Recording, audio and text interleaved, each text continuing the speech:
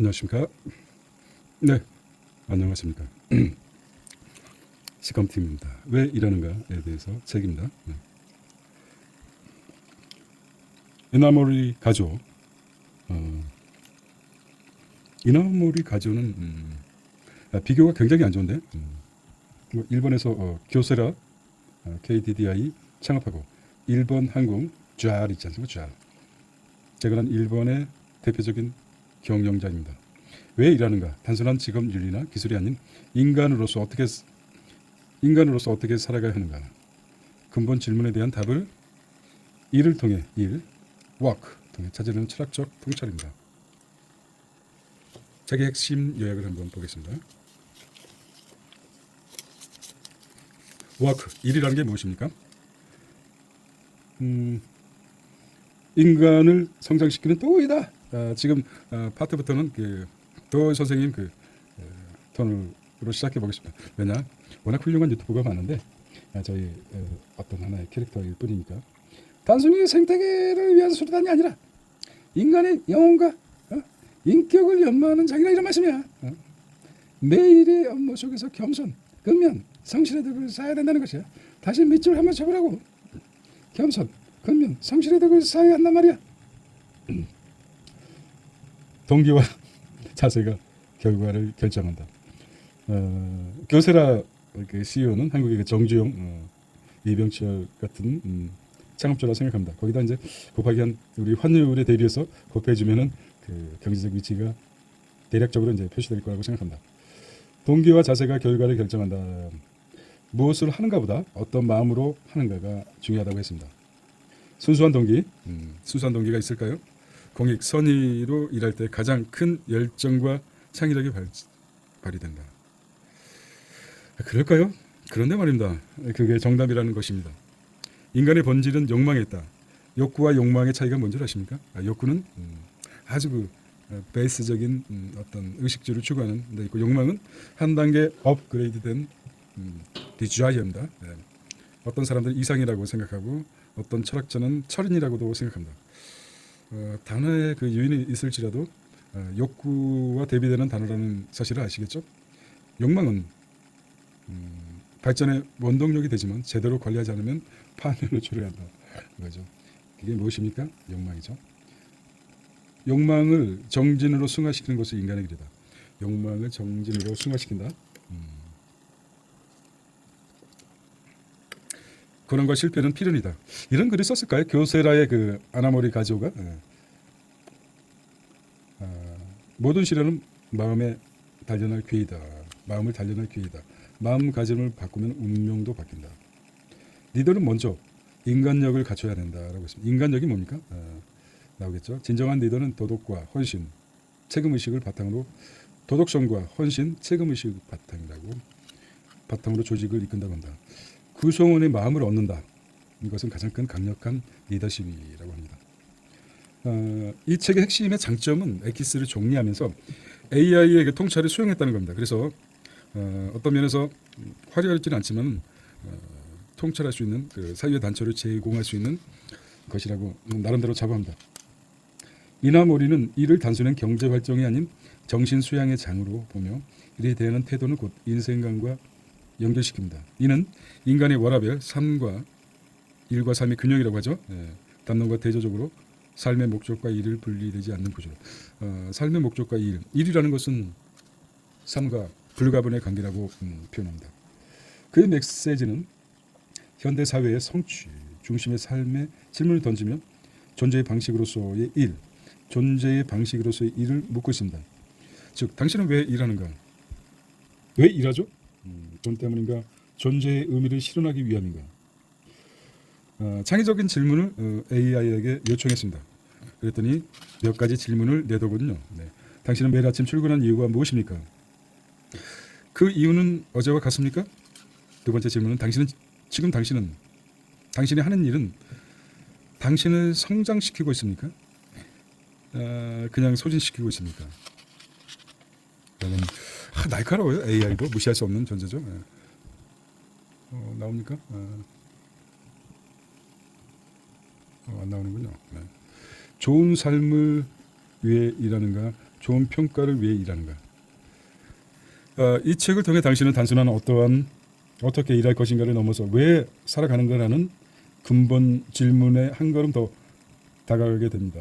더 깊이 있는 통찰을 이용하시겠습니까? 저희 뭐 개인적인 독서 노트입니다. 아침마다 이제 한 300명한테 문자를 보냈습니다. 이것도 뭐 유리천장이라고 그럴까요? 300명이 넘어가면은 요금이 좀뭐 과하게 부담되기 때문에 300명 마지노선을 잡는데 그렇습니다. 요즘 뭐 SNS 발달된다고 그러지만 인간이 컨트롤할 수 있는 개개인의 사람은 150명을 넘지 않는다고 합니다. 이거는 이제 사실이 맞거나 틀리거나 중요한 게 아니라 이런 연구를 오랫동안 한 사람들의 연구 결과이기 때문에 세상에 정의가 어디 있습니까? 진리가 어디 있고 딱 정해진 논리가 어디 있습니까? 그런데도 150명이 넘어가면은 컨트롤하기 힘들다. 그런 의미를 담고 있습니다. 왜 일하는가는 삼성이 10년간 신입사원들에게 추천한 한 권의 책이라고 합니다. 뭐 여러 권 책 중에서 삼성에 입사한 신입사원들에게 필독서로 오랫동안 사랑받던 베스트셀러라고 합니다. 물론 지금의 그 직장 생활과 근무 환경이 달랐다고 할 수 있겠지만은 한 번쯤 이런 과거의 어떤 고전도 한번 읽어보는 게 도움이 될 듯합니다. 왜? Why do you work? 영어가 안 되는군요. 지금 당신의 가장 뜨겁게 물어야 할 첫 질문. 당신은 왜 일하고 있는가? 라는 책이었습니다. 자, 두 번째 책은 벤저민 그레이엄의 증권 분석입니다. 저자 벤저민 그레이엄입니다. 또 데이비드 토들과 공조했겠죠. 책의 위상과 핵심 개념. 증권 분석은 Security Analysis 1934년 작품입니다. 우리가 이제 여러 가지 통찰을 얻을 수가 있는데요. 책을 한 권 읽고 나서 개인적으로 느끼는 통찰이 얼마나 될까요? 한 권의 책을 작성하기 위해서 300페이지, 400페이지, 500페이지를 쓰고 있는데 저자가 말하는 것은 그렇게 많지는 않습니다. 나머지 것들은 어떤 뼈대를 형성하는 살과 어떤 표면적인 부분이기 때문에 그 책에서 주장하는 핵심, 아주 핵심의 핵심, 키포인트는 변하지 않는다고 생각합니다. 그것을 찾기 위해서 우리는 그 두꺼운 책을 다 읽어내야 하는 것이죠. 그런데 독서 광들은 아주 그 여우처럼 그 책이 주장하고 있는 논조, 주제를 아주 기가 막히게 찾아냅니다. 그게 뭐 하루아침에 형성된 ability, 능력은 아니겠죠. 많은 시행착오 끝에 이룬 것이라고 생각할 수 있지만 1934년에 출간된 책임에도 불구하고 투자 철학의 교과서라고 합니다. 말이 됩니까? 1934년이면은 우리 역사상 일제 강점기 아닙니까? 여자들은 저퉁이를 내놓고 어떤 그러니까 여자로서 자랑했고 우리 일제 치하에서 살았던 시대였는데 그런 책이 출간되었다는 것입니다. 저는 그 압도적으로 어떤 책을 한 권 읽고 나서 하나라도 깨우침이 있다. 그러면 성공한 것입니다. 그 깨우침을 100% 실행에 옮기지 못할지언정 적어도 just 1%, 1%라도 자기가 실행한다 그러면 굉장히 성공했다고 생각합니다. 하루에 1%씩 책에서 깨우침을 느끼고 그거를 행동으로 실천한다는 것은 굉장히 발전입니다. 왜 이제 사설이 좀 길어지는데요.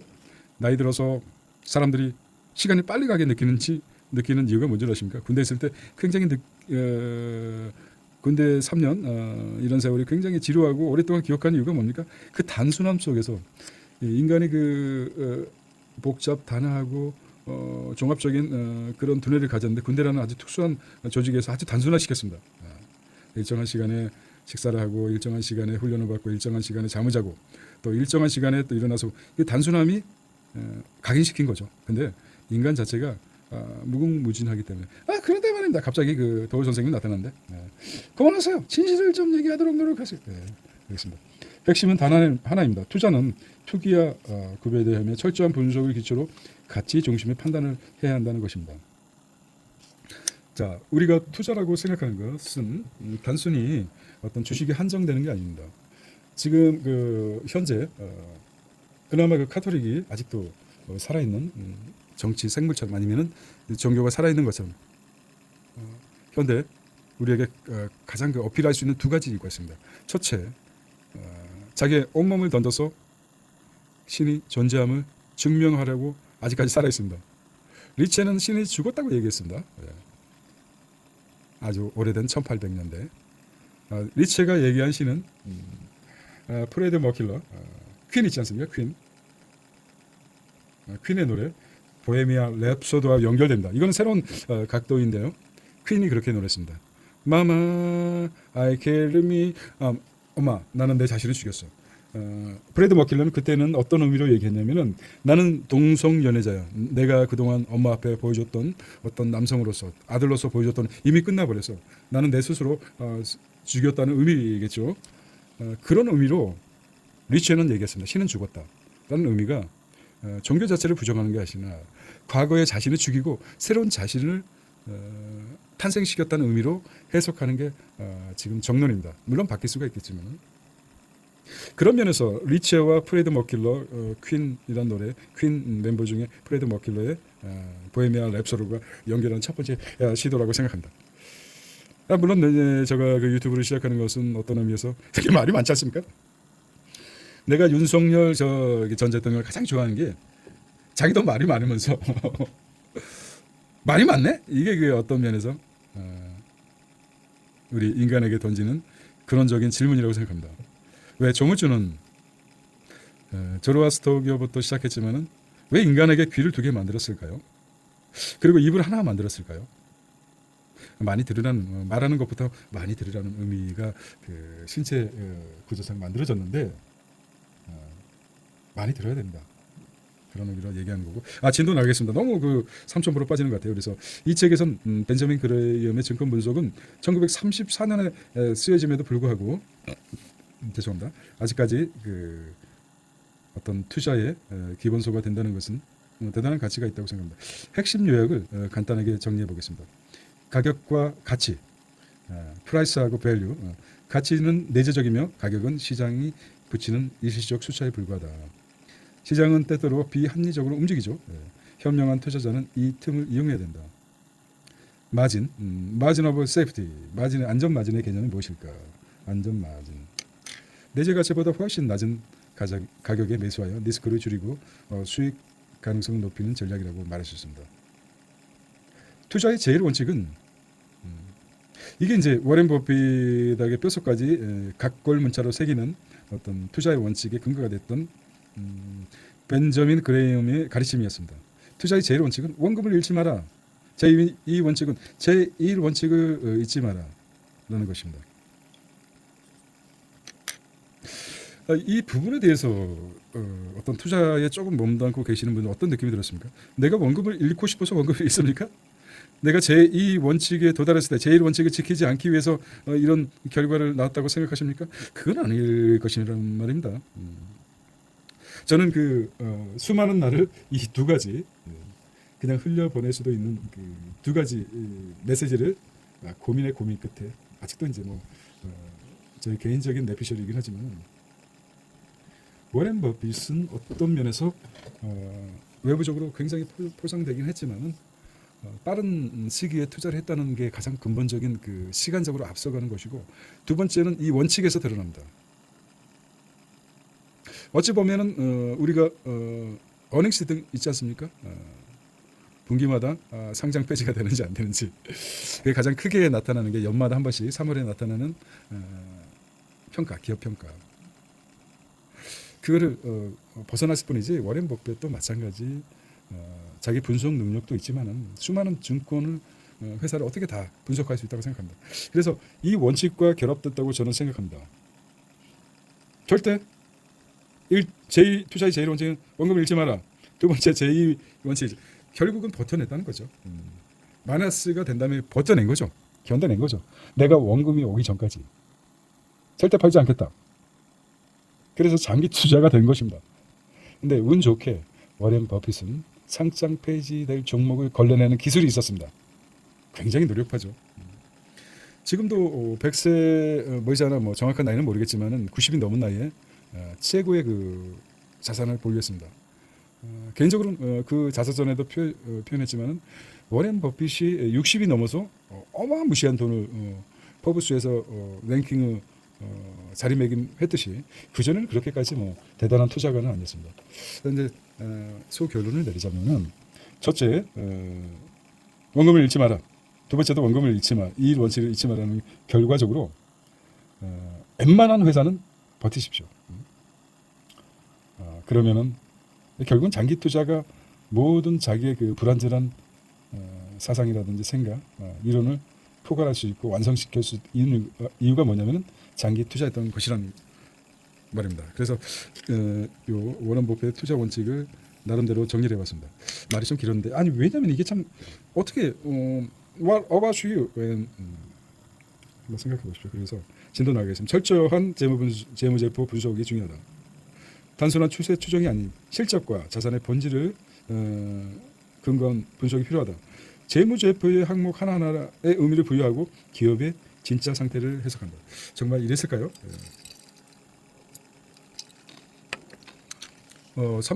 삼성전자가 지금 BIS가 제가 몇 번 말씀드렸는데 BIS가 뭡니까? BIS 그러니까 순자산 대비 위험자산을 나타낸 것인데요. 이게 이제 국제적으로 한 8포인트 이상 높으면 높을수록 그 회사의 그 어떤 재무 건전성을 나타내는 지수입니다. 우리는 한 13%, 국제 기준은 8포인트. 이번에 그 산업은행이 조선주 어떤 주식을 팔아서 매도를 해가지고 BIS 수치를 높였다고 하지 않습니까? 하나오션인가? 네. 그렇습니다. 그래서 철저한 재무제표를 분석합니다. 투자와 투기와 투자를 구별해야 된다. 잠깐만요. 말이 좀 길었습니다. 그리고 중간에 이제 끊긴 이유는 저희 회사 그 시스템상 일정한 시간에 불이 꺼져서 그렇습니다. 투기와 투자를 구별하라. 이 책은 단순한 분석이 아니라 투자와 윤리, 철학 담고 있습니다. 그래서 정리를 하겠고요. 지금 제가 읽은 책은 창의적 질문만 하고 느리지만 본질에 충실하라. 깊은 메시지가 돼. 당신이 매수한 종목의 가치를 스스로 설명할 수 있는가? 아니면 남의 말을 따라서 따라한 것인가? 두 번째는 시장의 광기 속에서도 당신은 자신의 분석을 신뢰할 수 있는가? 돈을 잃지만은 자신은 믿음마다 꺾여서는 안 되죠. 당신의 투자 결정에는 안전 마진이 있는가? 단순한 기대, 정치적 분석입니다. 물론 벤자민 그레임의 증권 분석이었습니다. Security Analysis. 다른 책이 필요 없다. 증권 분석. 다른 책은 이거밖에 없다고 얘기했던 책입니다. 한국만 책하고 또 마무리 짓도록 하겠습니다. 내일 또 아침에 또 부지런하게 또 해야 되지 않습니까? 아침. 벤자민 그레임의 증권 분석. 저거 진짜 하고 싶은 책이 있습니다. 증권 분석. 1편, 2편으로 나누어 있습니다.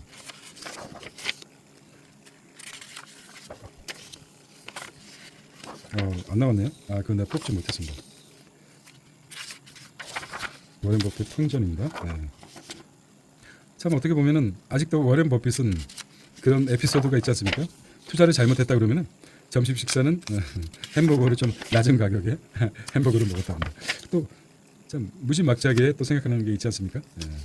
도둑이 그의 집을 털었는데, 아이고 이게 집입니까? 거의 뭐.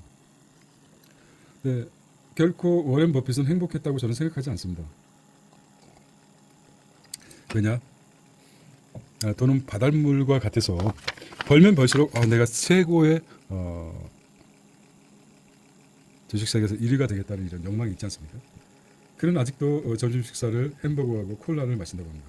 지금 좀 발전돼 가지고 제로 콜라가 있어서 당분을 좀 줄이면서 하지만은 투자자들은 그렇습니다.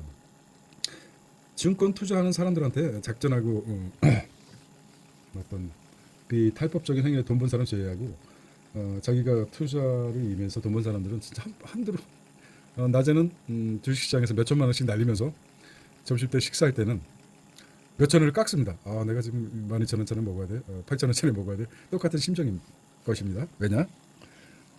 그것이 바로 워렌 버핏의 평생 동안 쌓여왔던 투자의 습관입니다. 늘 불안해하죠. 바닷물과 같아서 내가 좀 아껴서 더 많은 주식을 보유하고 싶은 생각에 남한테 쓰지도 못하고 참 이거는 그 어떤 그 자식이 어떤 워렌 버핏 자식이 그렇게 돈이 많은데도 불구하고 대학교 다니는 자식이 그것도 중고차를 샀는데 돈 한 푼도 주지 않았습니다. 이런 그 에피소드가 있는데 우리가 이제 돈에 대해서 동양적 관점에서 한번 깊이 있게 생각할 필요가 있습니다. 그래서 최근에 어른 김장하라는 그 누구죠? 헌법재판관이었던 문영배가 김장하 선생이 김장하라는 한약방 그 기부자가 없었다면 헌법재판관이 되지 못할 그분이 그랬습니다. 돈은 아주 구린 냄새가 난다. 나눠줌으로써 세상을 밝게 한다. 그분은 어떤 그 사학과보다도 똑같은 신발 그리고 허름한 양복 평생을 그렇게 살면서 정말 어른 같으신 분입니다. 김장하.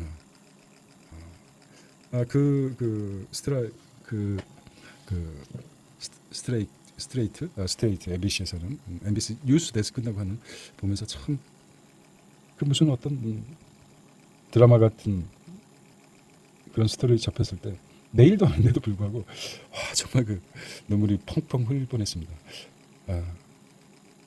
아가페적인 사랑은 말이죠. 정말 위대합니다. 바라지도 않습니다. 오직 주는 걸로 삶 자체가 아름답지 않습니까?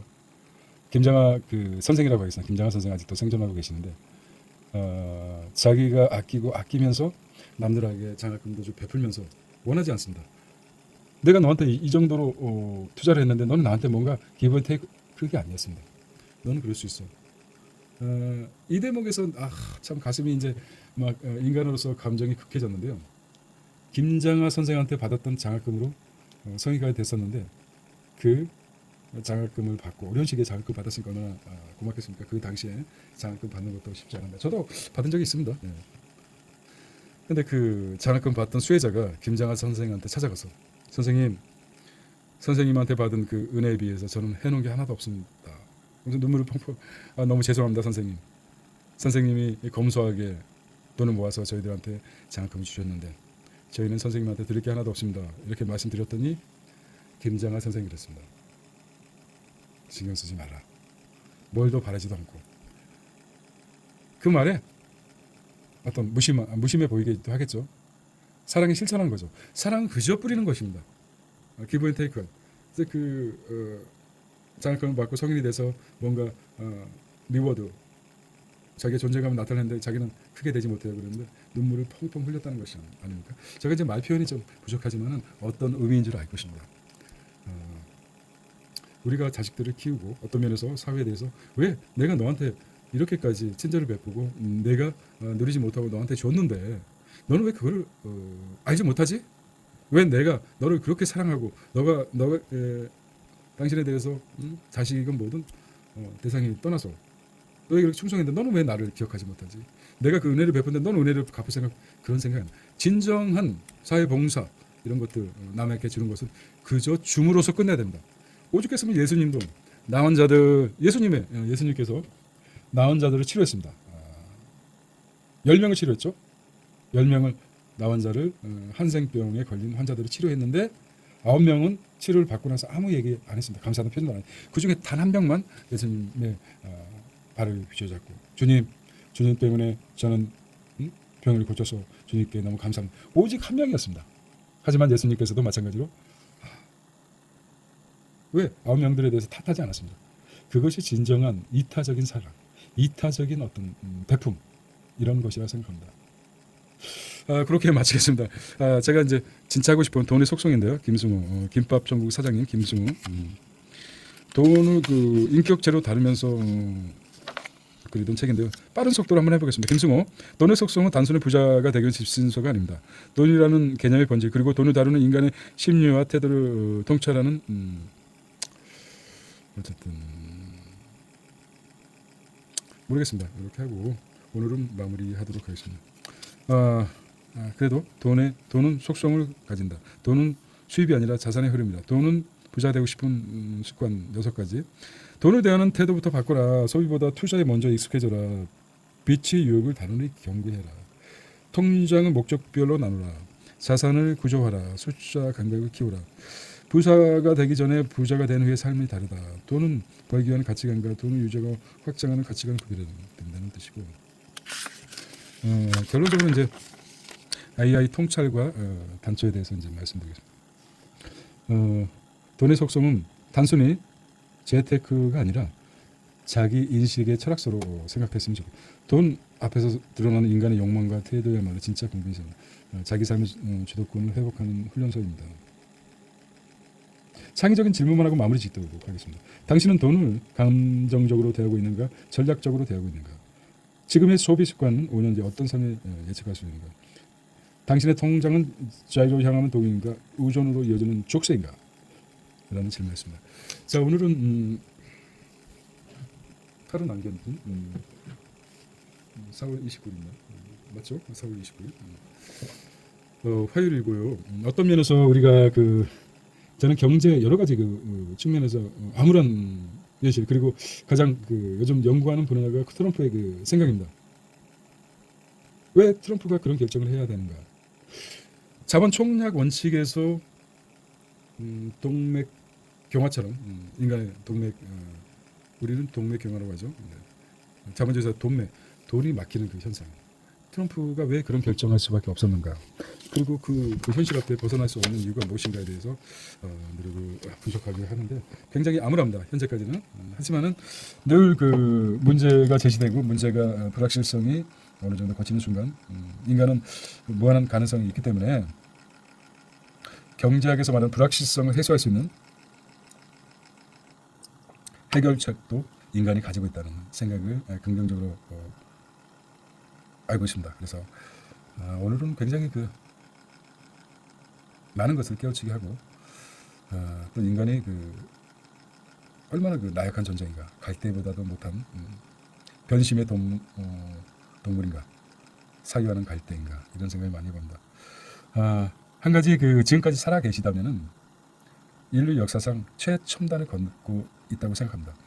최극단을 역사를 계속 끝없이 펼치는 인간의 존재로서 과거의 어떤 위인들과 어떤 서적들은 과거일 뿐입니다. 지금 현재 저희가 앞서 나갈 수 있는 가장 최첨단인 자부심을 가지십시오.